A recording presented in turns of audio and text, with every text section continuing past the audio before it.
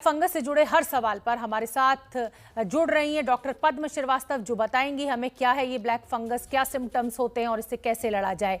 दिल्ली के एम्स में पद्म श्रीवास्तव न्यूरोलॉजी विभाग की हेड है। डॉक्टर पद्मा, बहुत बहुत स्वागत आपका इस शो में और धन्यवाद आपने हमारे लिए समय निकाला। मेरा पहला सवाल आपसे यही है कि ये जो ब्लैक फंगस है ये क्या समस्या है और इसके क्या सिम्टम्स होते हैं?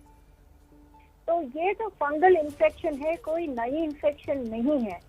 ये पहले भी हम बहुत बार देखते हैं कि जो भी मरीज इम्यूनो कॉम्प्रोमाइज, मतलब जिनकी इम्यूनिटी बहुत कम है, खास तौर पे जो डायबिटिक्स है, जो कैंसर के मरीज होते हैं, ट्रांसप्लांट के मरीज होते हैं, इम्यून सप्रेसिव होते हैं, उनमें ये फंगल इन्फेक्शन पाया जाता है। तो खास बात अभी ये है कि इस कोविड की जो सेकेंड वेव में बहुत ज्यादा मरीज एकदम से हम देख रहे हैं। तो it's like a wave of infection जो पहले कभी देखा नहीं है, ना फर्स्ट वेव में ना बाकी दुनिया में। तो ये जो फंगस की इन्फेक्शन है ये एक अपॉर्चुनिस्टिक पैथोजन कहते हैं, मतलब ये हमारे आसपास रहती है, नॉर्मली रहती है, सॉइल में रहती है, जो एयर में रहती है, पर हमारे पास इम्यूनिटी का एक कवच होता है, एक प्रोटेक्शन होता है, तो हमारे अंदर वो एंटर ही नहीं कर पाती। पर जब वो इम्यूनिटी कम होता है, जैसे कोविड की जो इन्फेक्शन से लिम्फोसाइट काउंट कम हो जाती है, जब लिम्फोसाइट काउंट कम हुआ इम्यूनिटी वैसे ही कम हो गया।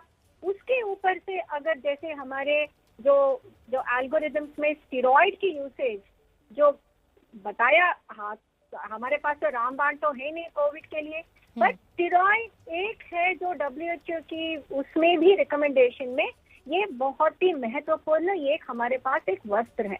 पर जब ये स्टेरॉइड मिसयूज हो जाती, जो मात्रा में देना है, कब देना है, कितने दिन देना है, उसमें मिसयूज हो गया, उससे और इम्यूनिटी कम हो गया। और डायबिटिक्स में जो हमारे जो शुगर की कंट्रोल अगर नहीं आया, ये सारा जो मल्टी फैक्टोरियल की प्रॉब्लम से ये हम सोचते हैं कि ये म्यूकोरमाइकोसिस की जो प्रॉब्लम बहुत बढ़ गया। जी, और आपका दूसरा सवाल ये था कि डॉक्टर पद्मा, इस बीमारी को कितना बड़ा खतरा माना जाए, क्योंकि जिस तेजी के साथ ये फैल रहा है और केसेस सामने आ रहे हैं, लोगों में एक पैनिक है, कंफ्यूजन है, तो कितना बड़ा खतरा? खतरा तो है, क्योंकि म्यूकोरमाइकोसिस वैसे ही जब भी पहले भी आते थे, अभी भी जो देख रहे हैं, ये अगर ट्रीटमेंट नहीं मिला तो 80% इसमें मौत की संभावना है। तो ये बहुत खतरा है। और ये जो इन्फेक्शन है, खाली अगर साइनस पे हुआ तो एक माइल्ड है, पर जो हम देखते हैं कोविड में रोकैम, मतलब राइनो ओक्यूलो सेरेब्रल म्यूकोरमाइकोसिस, मतलब साइनस, आंख और ब्रेन की इन्वॉल्वमेंट। जब ब्रेन की इन्वॉल्वमेंट आ जाती है तो आप मतलब ये सोचिएगा कि सर्जरी के बाद भी, जो एंटी फंगल ट्रीटमेंट के बाद भी ये जो बचना बहुत मुश्किल पड़ जाता है। तो ये डॉक्टर पद्मा, क्या ये क्या बीमारी ऐसी है कि छूने से या इस मरीज के संपर्क में आने से किसी और को भी हो सकती है? क्योंकि कोविड तो आप जानती हैं कि किस तरीके से इन्फेक्शियस है ये वायरस। ब्लैक फंगस का क्या कहना है आपका? ये वेरी इंपॉर्टेंट सवाल आपने पूछा है। ये इम्पोर्टेंट है बताना कि ये छूत की बीमारी नहीं है, ये पर्सन टू पर्सन ट्रांसमिशन नहीं होती कोविड की। जैसे ये किसी को अगर म्यूकोर हो गया, कोविड से वो बच गया, कोविड नेगेटिव है, अब म्यूकोरमाइकोसिस हो गया, तो उनको छूने से या उनके आसपास रहने से हमें म्यूकोरमाइकोसिस नहीं होता। तो ये बहुत इंपॉर्टेंट है कि ये कंटेजियस नहीं है। चलिए, एक कम से कम ये बड़ी राहत है, क्योंकि कोविड के पेशेंट्स की जब आप केयर करते हैं तो एक डर बना रहता है कि भाई ये कहीं इन्फेक्शन लग ना जाए। ब्लैक फंगस आप बता रही हैं कि ये छुआछूत की बीमारी नहीं है। अगला मेरा सवाल है कि ब्लैक फंगस को जो नोटिफाइड डिजीज की लिस्ट में डाला है सरकार ने, इससे क्या फायदा है? फायदा ये है कि पता तो चलता है कि कितने दिनों की वो नंबर आ रहे। दूसरा भी ये इम्पोर्टेंट है कि इसके जरिए जो whatever the methods are being taken, for example, मैं आपको एक एग्जांपल देना चाहती हूँ कि एम्फोटेरिसिन बी ये इम्पोर्टेंट दवा है। पैनिक में क्या करते हैं लोग, उसको खरीद लिया या ओवर द काउंटर अगर मिल जाती है, बिना प्रिस्क्रिप्शन ये मेडिसिन मिल जाती है, तो एक तो ये जैसे पहले ये रेमडेसिविर और स्टेरॉइड के साथ हुआ, ये कम पड़ जाएगा, मिलेगा नहीं, एंड रॉन्ग इस्तेमाल हो जाएगा। तो एम्फोटेरिसिन बी ऐसी दवा है जो इसके लिए देते हैं, ये भी एक टॉक्सिक ड्रग है, ये ओवर द काउंटर नहीं ले सकते, आप घर पे बैठ के ये इंजेक्शन नहीं ले पाएंगे, आप बहुत ज्यादा मॉनिटरिंग होना चाहिए।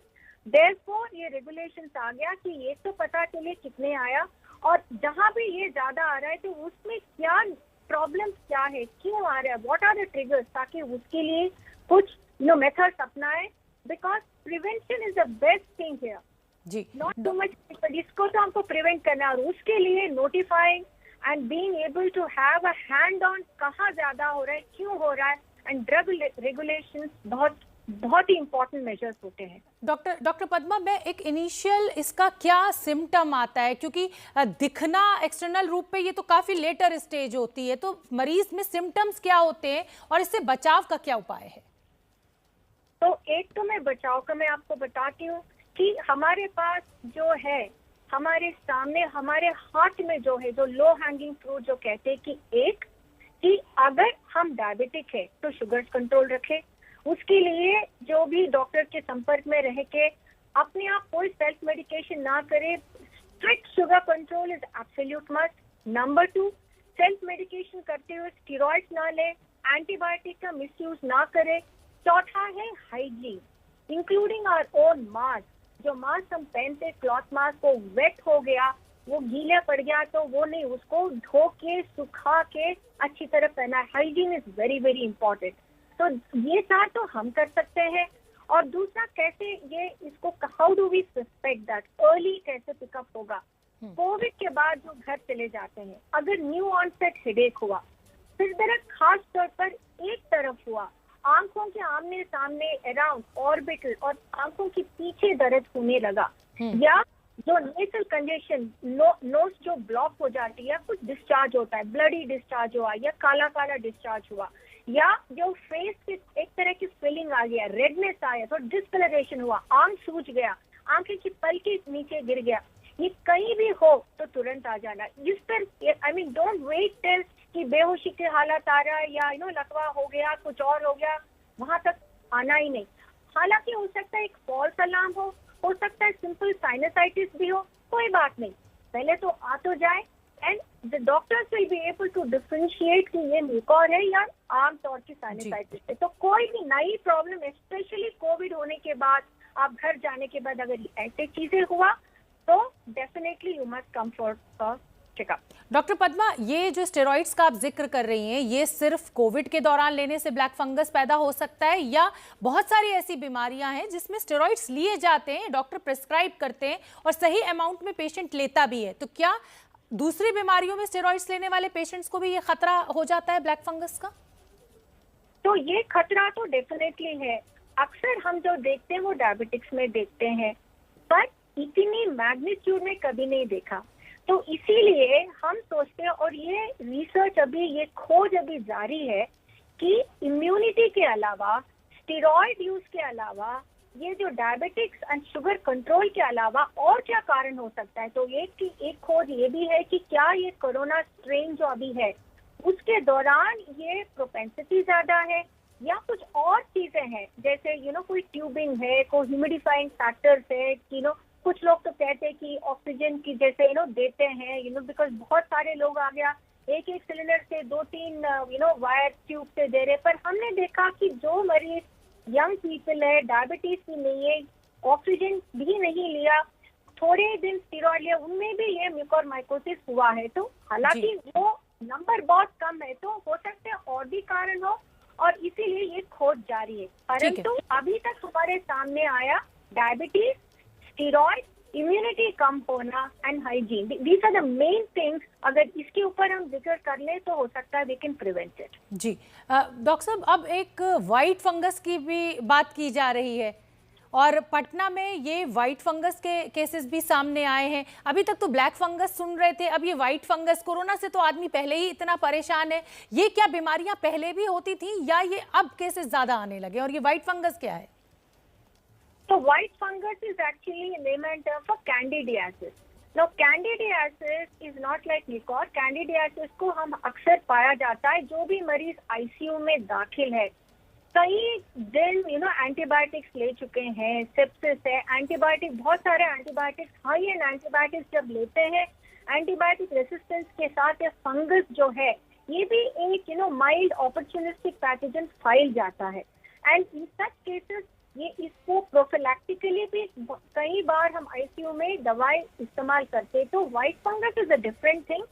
ये कैंडिडियासिस ये अक्सर आईसीयू में पाया जाता है। तो ये ऐसे ही 4 जो केसेस पटना में उन्होंने देखा, पर I don't think this is a wave. Candidiasis is a part of any long term ICU multiple antibiotic जो देते हैं उन मरीजों में हम देखते हैं। तो क्या ये भी फेटल होती है मैम?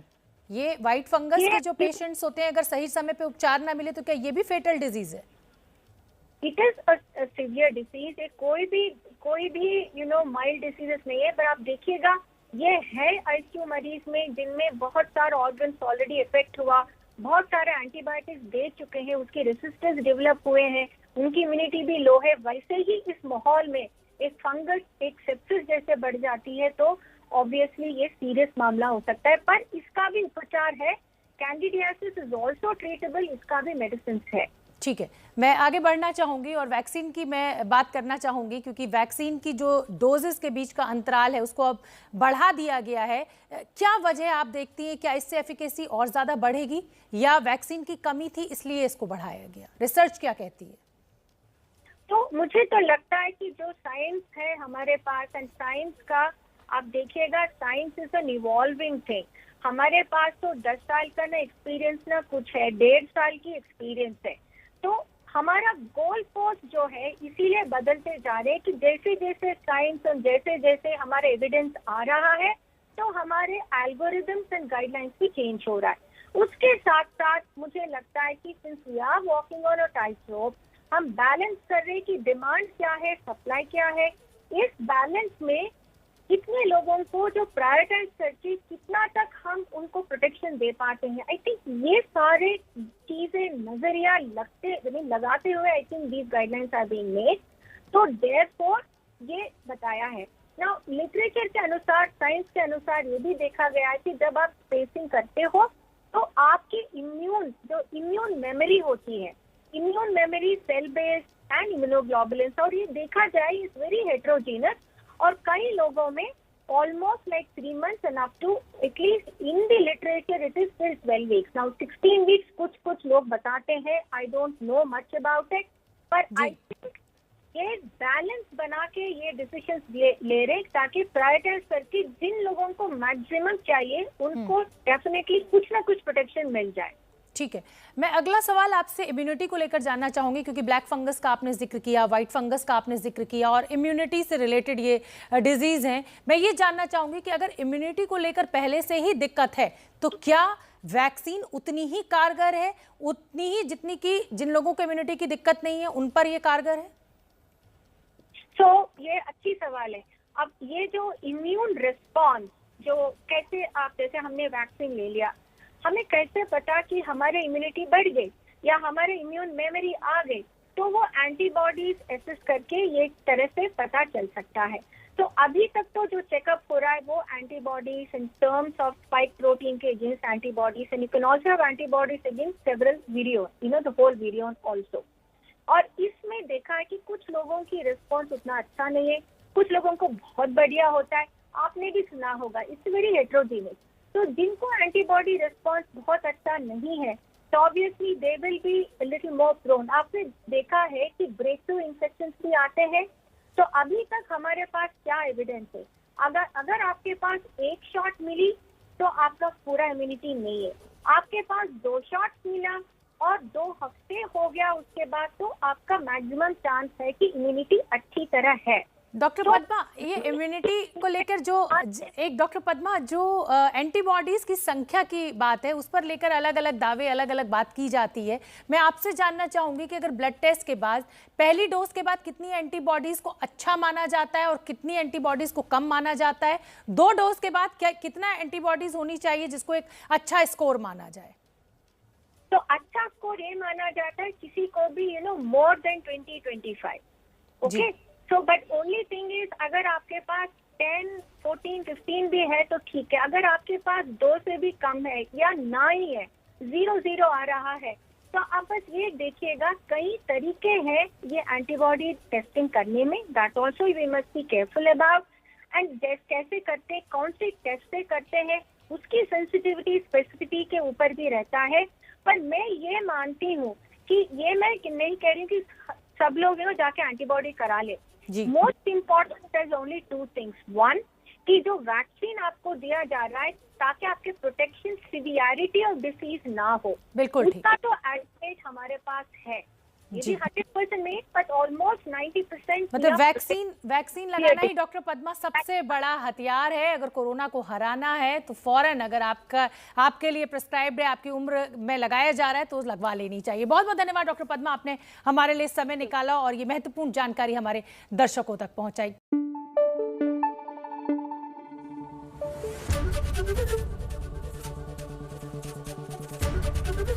एबीपी न्यूज आपको रखे आगे।